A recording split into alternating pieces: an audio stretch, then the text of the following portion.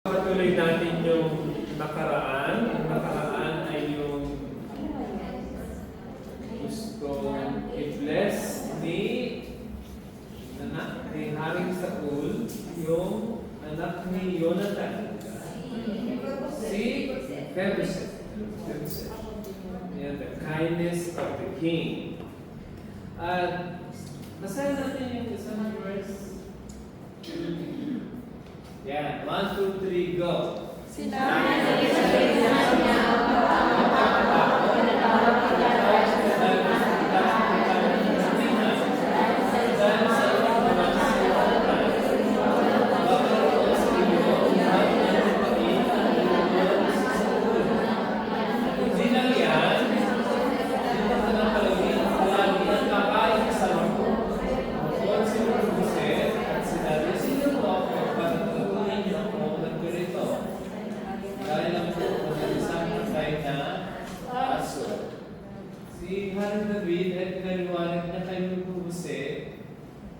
sinabi niya, huwag kang matakot kasi pag pinatawag ka ng hari noon, ay dalawang bagay lang, ano? Either i-reward ka o i-execute ka, no? Hindi yan palaging magandang good news yung pinapatawag. Alam na yung pag tayo pinapatawag sa principal's office. Meron rin negative yun, di ba? Parang sa atin siguro may mga traumatic time sa atin nung tayo pinapatawag. Ngayon, sinabi niya na huwag ka matakot. Tinatawag kita dahil gusto mong kita ng kabutihang loob. Bakit niya gustong pakitaan ng kabutihang si Mephibosheth? Dahil kay Jonathan. Dahil kay Jonathan. Palagi natin, alalahanin yun. Dahil kay Jonathan. Di dahil kay Mephibosheth, mas lalong hindi kay Haring Saul. Diba? Bakit? Si Haring Saul gusto siyang patayin. Diba? Gusto siyang masakin. Kaya si David, ang sabi niya, ay ginagawa ko ito dahil sa iyong amang si Jonathan. Tapos, sabi niya, dito ka na lang, saan? Ano, dito ka na lang? Dito ka na, malagi ang Kakain kasama ko, kakain ka pa. Imagine, di ba? Hindi ka na kakain sa labas o sa bahay niyo, kundi dito ka na lang palagi. Tapos, ang ganda ang humble view of himself. Ganda ang response ni Mephibosheth. Dahil si Mephibosheth, hindi siya labing dapat lang. Dahil nakinabang ka nung ang lolo ko ay hari. Di ba? Hindi, sabi na ako tingin niya sa sarili niya. Sino po ako? Parang kantuhin niyo ng ganito. Di ba? Parang very humble siya, no? Bakit niyo ginagawa ito sa akin? Di ba? Dahil paliwanag na ni Haring David kung bakit niya i-reward si Mephibosheth. Pero si Mephibosheth, sabi niya, bakit niya ako pinagkata ng ganito? Gaya lang po ako ng isang patay na aso. Grabe, no? Okay lang sana kung aso, di ba? Cute, no? Alagain, di ba? Hindi askal, no? Yung mga askal doon sa Pilipinas. Yung mga pet, di ba? Pero sabi niya, patay na aso. Anong gawin sa patay na aso? Ilibing! Di ba? Hindi na akong ilibing. Ang tingin niya sa sarili niya ay gano'n dahil siya ay lumpo.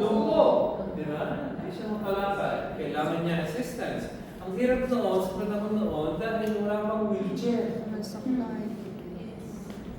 panahon niya, mahirap. Siguro meron yung apat na taong magbibindi. Ay, apat na taong. Apat na, kasi mabigat sa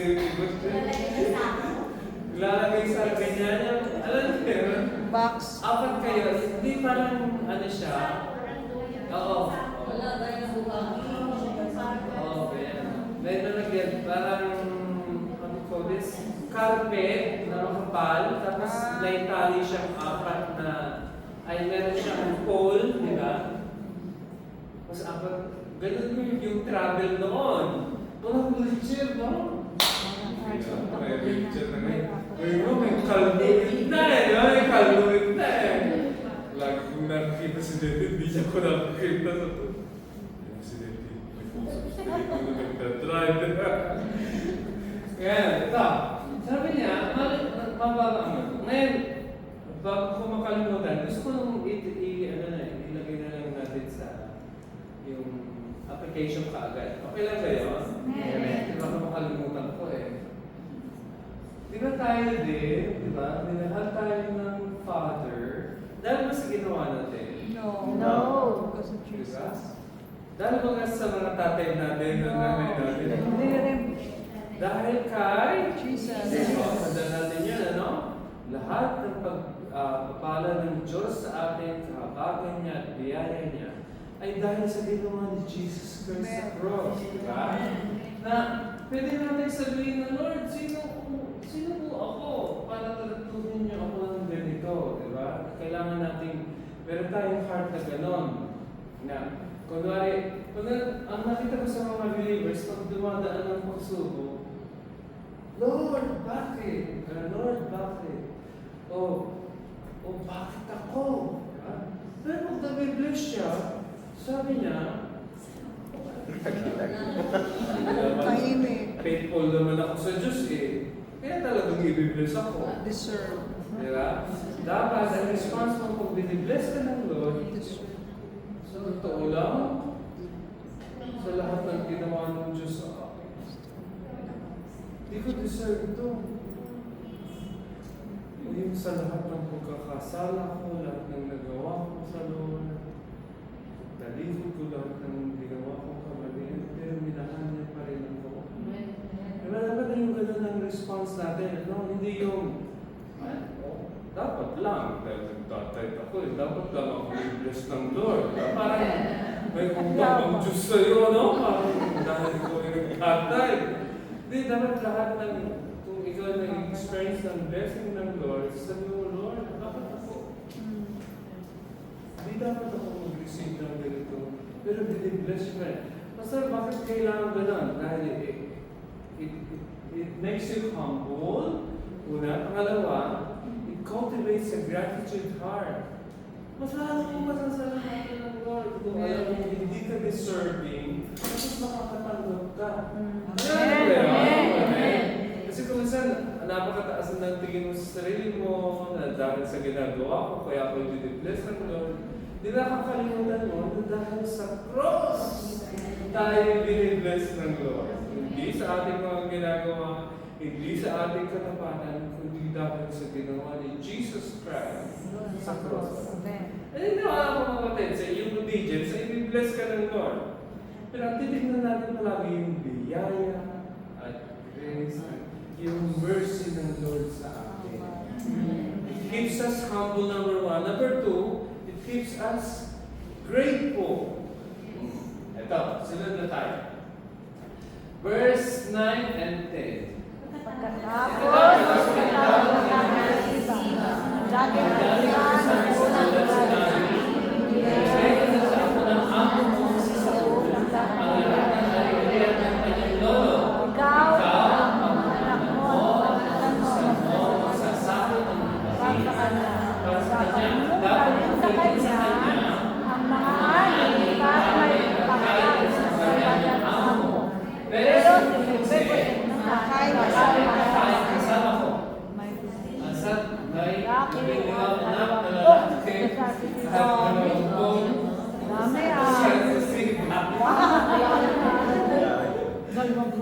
Sabi niya yung Saul kay Ziba. wala tinatawag ko si Siba. Sino si Siba? Dahil natusan ni Saul. Aling Saul, di ba? Sabi niya, ibibigay ko na sa apo ng amo mo. Sino siya? Si Mephibosheth.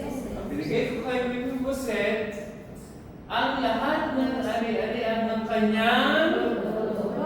Ibig sabihin, bakit pupunta kay Mephibosheth yung mana? Dahil yung anak ay patay na.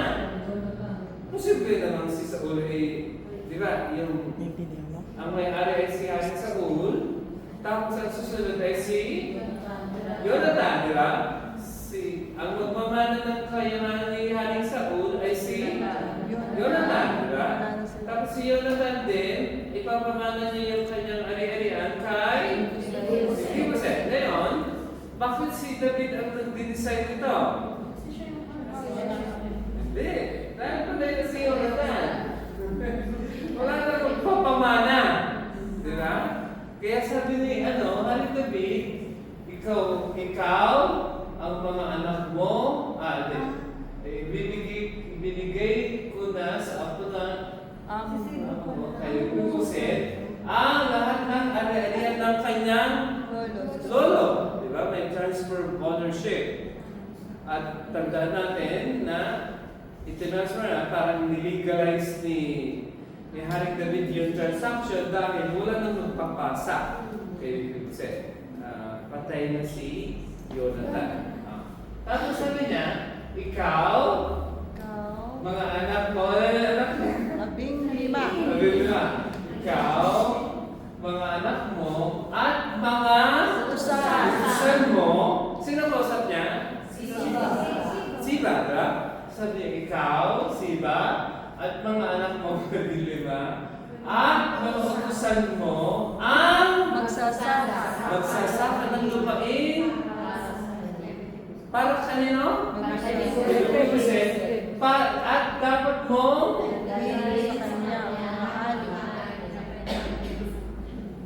ibig sabihin, may isang bahayanan si Mephibosheth, di ba? May mga family pa rin. At kailangan nilang kumain, di ba? Ang pagkukunan nila ay yung ani ng mga tinanim ni na Siba. Di ba? Maliwanag ba yun? May talagang inaayos ni Haring David yung kay Haring Saul, yung kay Jonathan. Ginagawa niya talaga lahat para kay Mephibosheth, pero alam kay Jonathan. Naramdaman mo din, hindi kaya ako umatras eh. Ganyan talaga pagdatanda, nilalamig na. Pagka ikaw ay bata mo, kaya mo itong lamig na ito. Ito, inisip niya pa rin yung pagkain ng mga sambahayan ni Mephibosheth. Diba? At sambahayan ni Haring Saul. Tandaan natin kung meron may gustong bigati, yan ay si Haring David. Dapat gagantihan niya itong mga pamilya ni Haring Saul dahil hinahanting siya ni Saul nung siya'y buhay pa. Maliwanag ba yun? Ano na yung sister said, di ba? Dapat ang gagantihan niya, titrato ako ni Haring Saul na parang kriminal. Hinabol ako kung saan ako natakbo. Pinapalay, wala naman akong kasalanan. Pwede niyang sabihin na, dapat itong ako niyo din magdusa sa kamay ko. Pero alam kay Jonathan, sabi niya, alam mo, Mephibosheth, pinagpala ko talaga. Dahil, pero si Mephibosheth naman ay Kakain kasama. yung mga ani ay para sa pamilya ni Mephibosheth, di ba? Yung mga iba. Si Mephibosheth, wala siyang problemahin. Nasa king's table siya.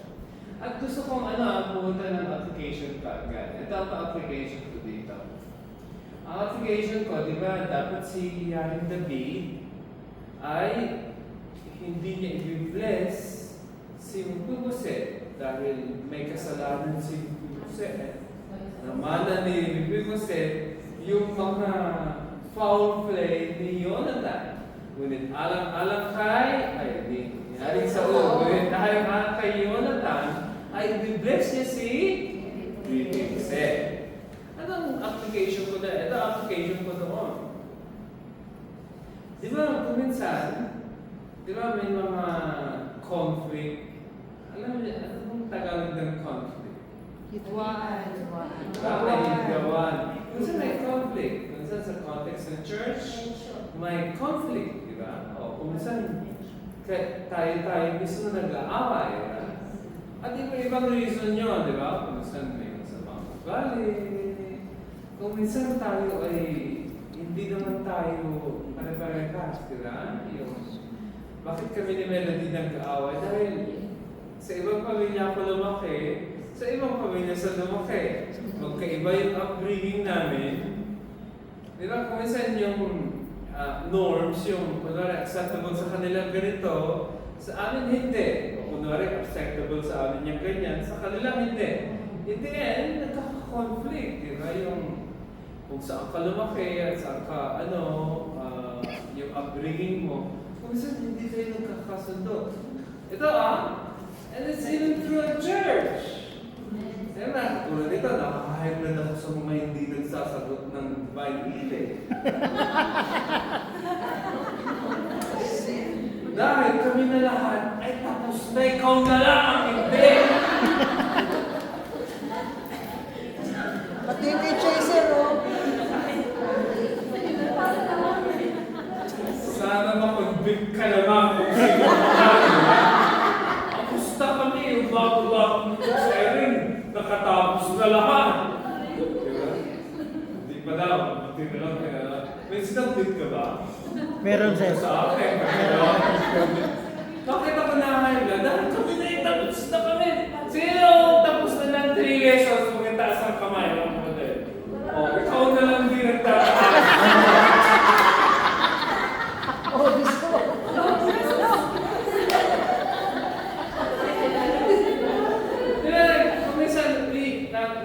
May mga conflict dahil kung saan may misunderstanding, kung saan yung the way yung maganda yung pagkasabi mo, tapos mali yung intonation mo, di ba?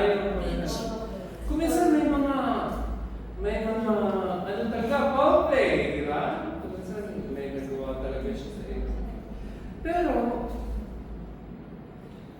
if I take that against that person, hindi ko talaga na-experience yung grace na bigay ni Haring David kay Jonathan. Ano ibig sabihin? Ito hindi palagi totoo sa akin, ano? Kaya ako pinipris ko dahil pinipris ko sa sarili ko. Di ba parang may mga di pagkakaintindihan, tapos you hold grudge o you hold bitterness. Di ba kung meron kung sama ng loob kayo? Sa mga Pilipino, kanilang pag-service na dito. Pero kay Brother Ben, kasi kung gawin isang posada, may sama ng loob kay Brother Ben. Tapos hindi ko talaga fully ma-embrace siya dahil meron akong hurt. May ginawa siya against me, na-open ako, nasaktan ako. At hindi ko siya talaga maharap. Eh, pag dadalhin ko yun against him, that means, hindi ko pa na-experience fully yung grace ng Lord sa buhay ko. Kasi bakit ganon? Dahil pag totoong na-experience ko yung grace ng Lord, I could easily forgive. Minsan si Jesus Christ ay inimbita ni Simon, diba? Si Simon the Righteous. Inimbita ni Simon si Jesus Christ sa bahay niya. At sabi ni, I think message ito last time ni Pastor dahil sa Sunday prayer meeting natin. At pero hindi imbitadong dumating. Si Jesus mahilig din sa, katulad natin si Jesus, mahilig sa kainan. Amen.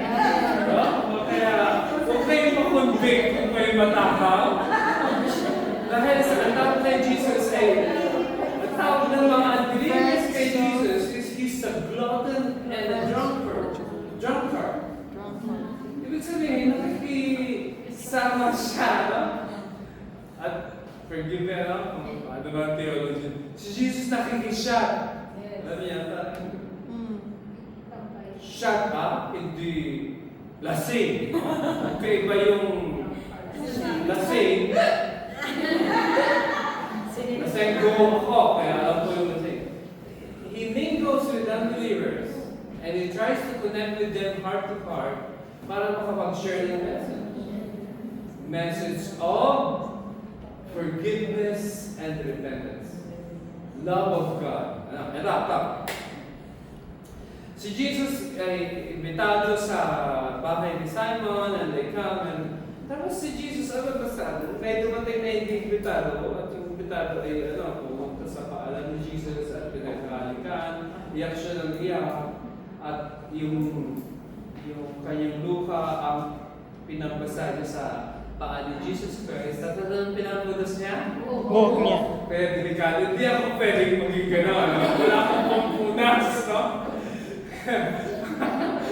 Mahaba ang buhok niya at pinapunas niya ng paa ni Jesus Christ. At si Jesus, napansin niya si Simon na talagang, ang sabi ni Simon kasi sa loob-loob niya, bakit tunay ng propeta? Alam niya kung anong klase ng buhay ng babaeng humahalik sa paanan niya na pugos. Eh, hindi niya si Simon the Righteous nga eh. Ang tapos ay self-righteous, no? Si Jesus ay propeta ay hinahayaan niya hawakan siya ng unclean, ng dirty woman, ng prostitute. Wala na ba? Dahil marami noon, dahil sa napakabanal, ay parang untouchable. Dapat di kayo maghugus ng paa at maligo bago makatouching sa kanila. Pag may power ka, hindi ka pwedeng lumapit. Pero sabi ko sabi ni, yun ang nasa isip ni Simon, pero ang sabi ni Jesus, bilang nagkwento si Jesus, Simon, meron akong magkwento sa iyo. Eto, may dalawang tao. Nakautang sila ngayon. Sabihin natin kinutang nila ay si Pastor Reyda. Nakautang silang dalawa kay Pastor Reyda. Yung isa ay nakautang ng 50,000 shekel at yung isa ay 50 shekel. Kaya lang, parehas pinatawad silang dalawa.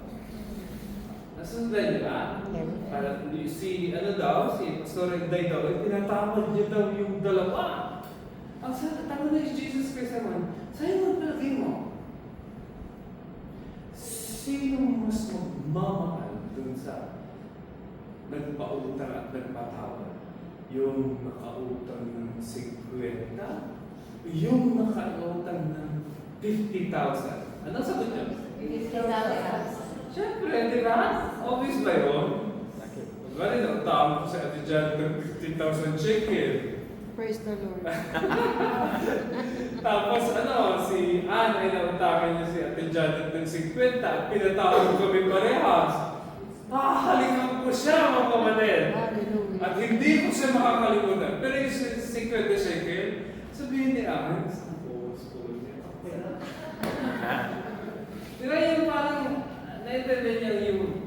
At sabi ni Jesus kay Simon, ito, listen to this. Ito ang sabi ni Jesus kay Simon. Sabi ni Jesus kay Simon, alam mo Simon, di ba nagsagot na siya na, syempre yung mga alam mo Simon, pagpasok ko dito, hindi mo ako dinalitan. Masasanay ka lang kasi ako kung 3 ba o 4. Ilan ang kiss nila noon? Ganun pa naman. Parang greeting yan. Talagang kung nakikita yung mga Arab, ganyan ang style nila noon. Ang Israel kasi hug, di ba? Pero mga Arabic ay Islamic ay ganyan. Nakita niyo na ba sila? Ang naging case. At sabi ni Jesus kay Simon, hindi mo ako nalalaman. Pero tignan mo ito, kanina pa pasok ko, halip na halip sa At tapos ang conclusion niya sa statement niya, sabi niya, ang pinapatawad ng malaki ay nagmamahal ng. At nakita ko doon, mga kapatid, dito tayo. Nakita ko doon na kung hindi mo ma-realize yung gravity ng kasalanan mo, hindi mo talaga ma-realize 100% yung fullness ng pag-ibig ng Diyos. Kung palagay mo, kung konti lang naman ang kasalanan ko, kaya pinatawad ako ng Lord, hindi mo 100% na-experience yung grace. Nakita ko sa mga tao, kapatid, na sobrang magmahal sa Lord. Na-experience nila talaga yung pagmamahal ng Diyos. Hindi mo sabihin noon na mas malaki ang kasalanan ng babae kaysa kay Simon.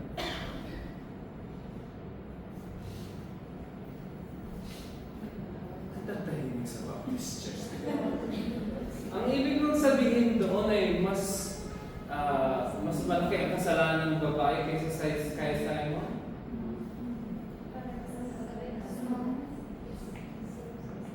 Ang kasalanan ay kasalanan malaki, maliit. Pastor, bakit pinapantay mo yung malaki at maliit? Dahil pambayad ng malaking kasalanan at maliit na kasalanan ay krus mo, Jesus Christ. Parehas yung dugong dumana ko yung sakripisyo ni Jesus Christ. Parehas ang pagpayad doon sa malaki at malaki. Malaking kasalanan, kunting kasalanan. Parehas. May Kristong namatay. At ito na, hindi ko alam kung nabasa niyo na ito sa Bible verse, sa Gospel. Sabi ni Jesus Christ, sino sa inyo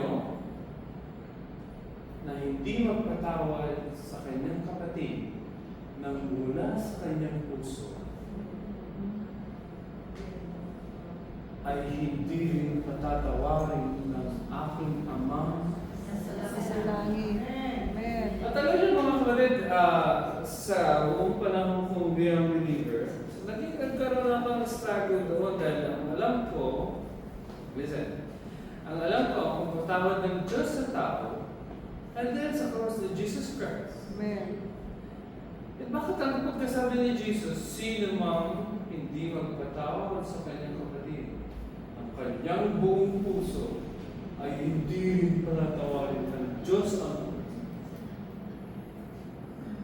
That's so hard. It's a very hard portion of Scripture. Very hard teaching ni Jesus Christ. Kala ko by grace na namatay si Jesus at napatawad ako dahil sa aking grace. Ito ang natagpuan ko mga kapatid sa aking pag-aaral ng Biblia. Yung totoo kasing nagpapatawad ay totoong pinatawad. Amen. Ibig sabihin naman, pag hindi mo naranasan ng buong buo yung biyaya ng Diyos na ikay patatawarin, hindi mo din kayang i-bless. Hindi mo kayang ibigay ang wala ka. At I'd like to tell you this na napakahalaga sa ating lahat. Noon may ginawa sa akin si Ate Ye na masakit. At dahil pastor ako, I have the right words, diba? Natawag ko na siya. Nagawa niya na ba? Pero sunod mo.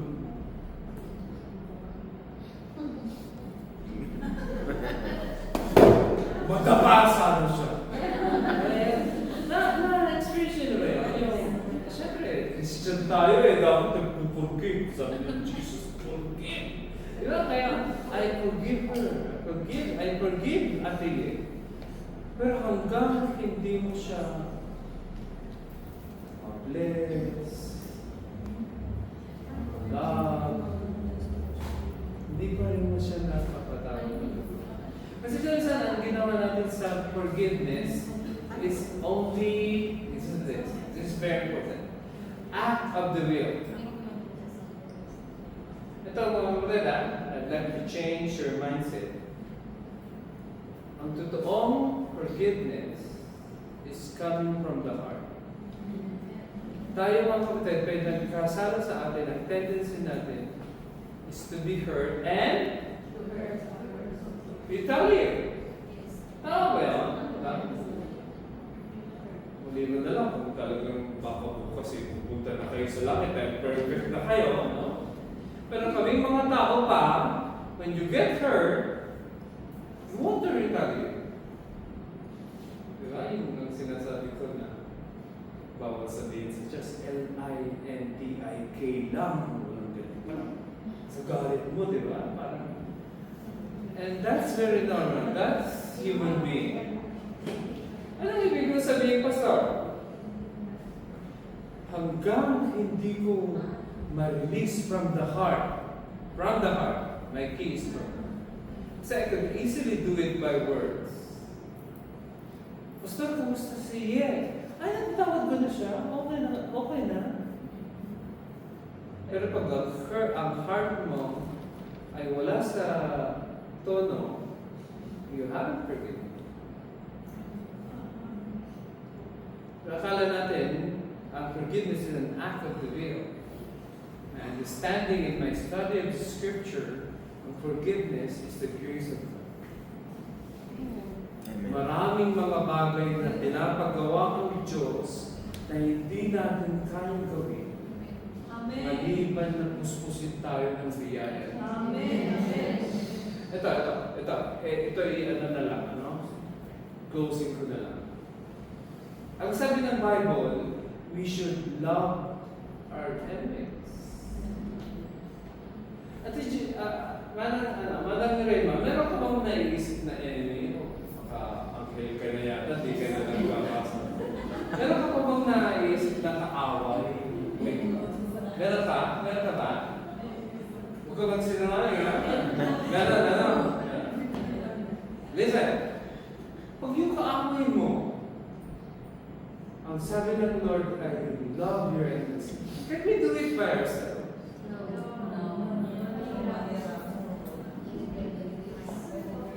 Ito. Loving Jesus includes loving Judas.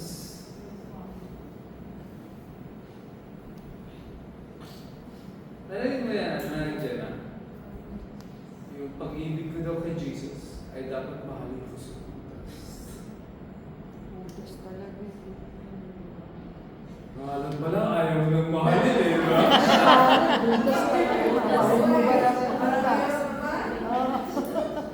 Mahal-mahal kang muda.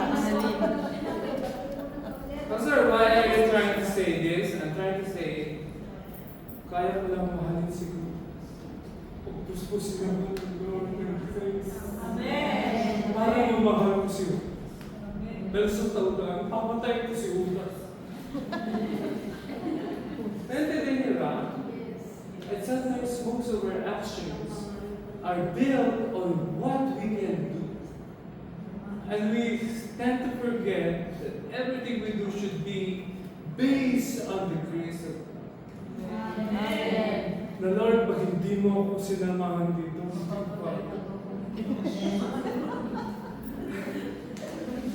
pag walang grace ng God kay Pastor Melody, matagal na akong iniwan. Salamat sa grace. Hallelujah! O kung walang grace ng Lord sa buhay ko, matagal ko na nasa bunutan si Joanne at si Jason. Sila pala!